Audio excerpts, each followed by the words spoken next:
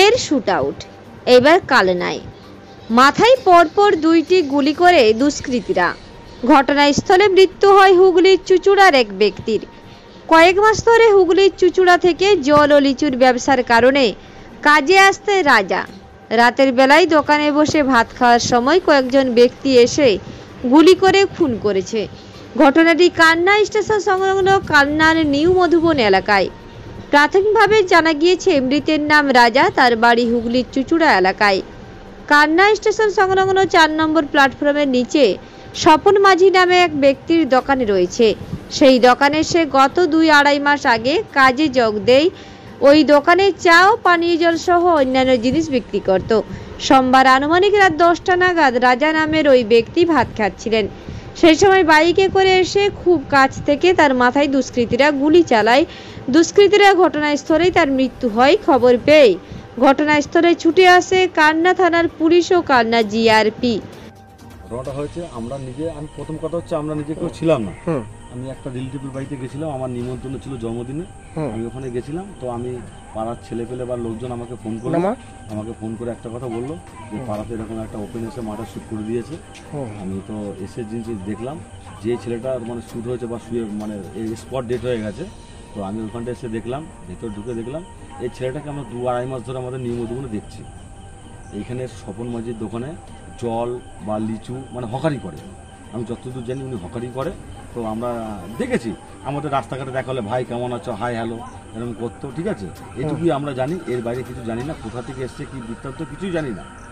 তবে এটুকু দেখতাম স্বপন মাঝির দোকানে ওখানে থাকতো, বা ওখানে একটা ছোটোখাটো হোটেলের মতো উনি স্বপন মাঝি জল বেচে, প্লাস ওখানে তোমার উনি লিচু চুলি ব্যবসা করে ও হকারি করতো আর কি, হকারি টাইপের মতো করতো।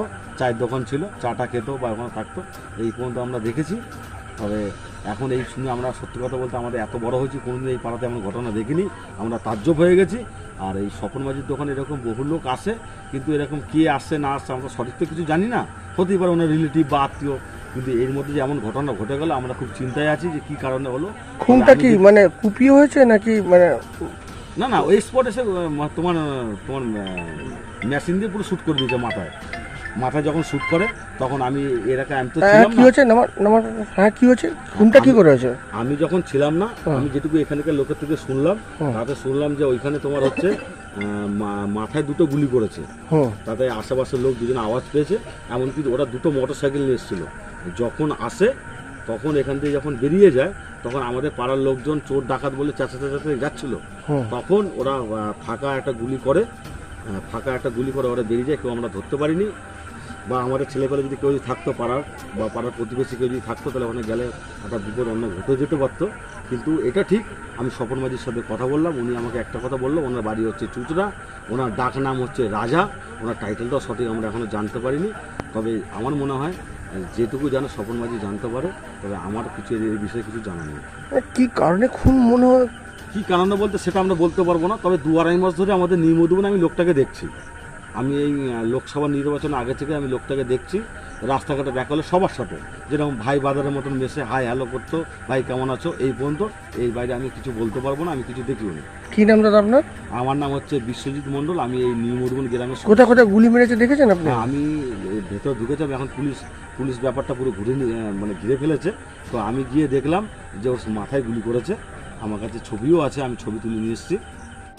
কান্না থেকে অত্রি চক্রবর্তীর সঙ্গে দেবাশিস ঘোষের রিপোর্ট, রূপসী বাংলা মিডিয়া।